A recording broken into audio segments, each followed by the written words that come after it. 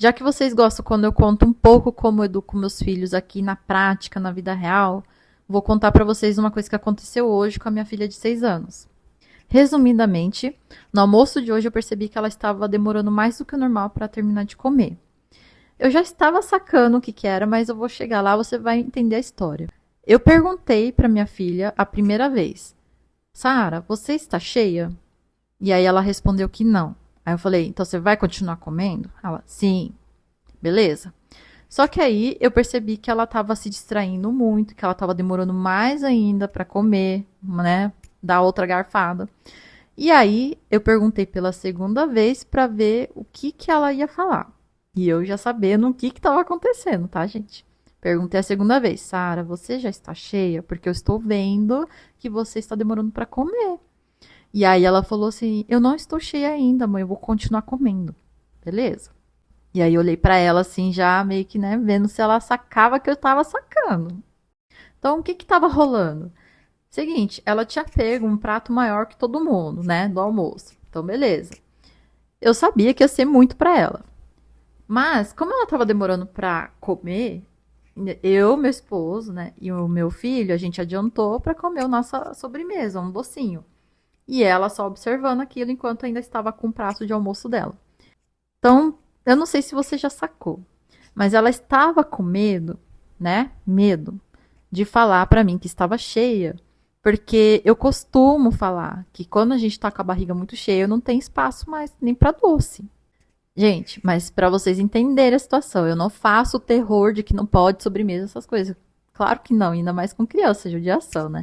É que quando eu falo isso, já teve casos, né? Já teve situações onde eu vi que ela não comeu tão bem a comida, o almoço e o jantar. E ela falava que tava cheia, entendeu? Então, tipo assim, deixava a saladinha, deixava legumes, assim, sabe? Tipo, alguma coisa. Então eu falava assim, mas você tá cheia? Daí ela falava assim, eu tô cheia, eu não quero mais comer. Aí quando ela via o doce, ela falava, ah, não tô tão cheia. Então eu brincava falando pra ela que se tá cheia, não tem espaço pra doce, entendeu? Só que aí hoje ela ficou com medo de falar que estava cheia e se ela não terminasse de comer tudo, não ganhar o doce. Detalhe, não é a primeira vez que acontece algo parecido e não é a primeira vez que eu tenho que lidar com essa situação, mas eu vejo que a cada, né, toda vez que repete, vai melhorando a compreensão sobre isso, né, entre a gente. Como eu já estava sacando tudo, na terceira vez eu fui e falei com ela assim: Sara, eu já percebi que você na verdade está cheia. Você nem consegue mais nem segurar o garfo e começa a se distrair, olhar e não tá nem mais comendo, nem pegando mais a comida. Você lembra que a gente já conversou sobre isso e que a mamãe não gosta quando você mente sobre estar cheia ou não? Aí eu dei mais uma oportunidade. E aí eu falei assim: me responde com sinceridade. Você está cheia ou não? E aí ela falou: tô cheia, mãe. A verdade é que eu estou cheia. Pulando muitos detalhes, conversei com ela sem ficar brava. Eu entendo que uma criança ainda está desenvolvendo essa compreensão de entender a importância de não mentir para o pai, para a mãe, né? Então falei com toda a serenidade, expliquei para ela que independente de ganhar uma doce ou não, né, de ganhar uma recompensa, é importante que ela fale a verdade, que ela nunca minta para, né, para nós pais. E explicando, mostrando, até perguntando para ela se em algum momento eu não deixei ela comer algum doce. E se quando eu não deixei, o que aconteceu? Né? Eu simplesmente não deixei? Como que foi? Aí ela mesma respondeu. Ela falou: quando você não deixa, geralmente eu guardo para ela comer em algum outro momento, então, né? Porque às vezes na hora não tem nada a ver mesmo. Aí eu falei: então tá vendo? Por que você fica com medo de falar para a mamãe? Tem razão em ficar com medo de falar comigo, né? De falar a verdade? Você acha que eu vou tirar o doce de você? Se você não pudesse agora, eu vou fazer isso. Eu vou guardar para você comer em algum outro momento. Fora que se não era para comer também, sempre a mamãe tem um porquê disso e que ela pode sempre perguntar, sempre conversar comigo abertamente. Gente, com uma criança pequena é super natural que ela fique entre esse dilema, né, da ser honesta ou conseguir o doce. E eu, como mãe, vejo a importância de eu, né, ver a responsabilidade enorme de ensinar ela. Olha só quanta coisa que a gente pode aprender através disso, né? Ensinar ela sobre que a verdade acima da recompensa, ou que ser sincera, falar a verdade, não quer dizer que seja uma coisa ruim. E eu vejo que isso é tão comum de ver na maioria das pessoas, de ter medo de ser sincero, sabe? De falar a verdade. Então, através dessa situação, aproveito para ensinar. Não precisa ter medo, né? Ao ser sincera. E sim que é um caminho para a gente ter um diálogo sincero, né? De compreender uma outra e ver o que a gente pode fazer de melhor, né? A gente fazer combinados entre a gente que seja agradável e bom para todo mundo. Quando a gente se pergunta como que a gente pode criar essa relação de confiança, né? Pensando a longo prazo, fortalecer esse vínculo, é através de aproveitar essas situações, né? Nós, como pais, educar ao mesmo tempo que o filho perceba que não é com punição, não é botando medo, né? E não falando que não falo para ela que é uma obrigação ela não mentir, mas mais importante é que ela entenda por quê, né? Por que que não vai ser legal ela criar esse vício de mentir e tem toda uma consequência nisso que eu vou falar já já. Então, o que que acontece quando nós, como pais, a gente não sabe lidar, né, com essas situações do dia a dia? A gente pode acabar, entre aspas, pecando na forma de lidar com eles e acaba virando mais regras, né? Impondo obrigações que não está fazendo sentido nenhum, né? A gente não está dando uma direção, a gente está simplesmente falando que tem que obedecer e acaba que a criança segue mais pelo medo ou obrigação, né? Somente, sem sentido. Quando a gente se preocupa em ensinar esses valores, em criar esse espaço para esse tipo de conversa, os nossos filhos têm a chance de desenvolver pensamento crítico, né, de ter inteligência emocional.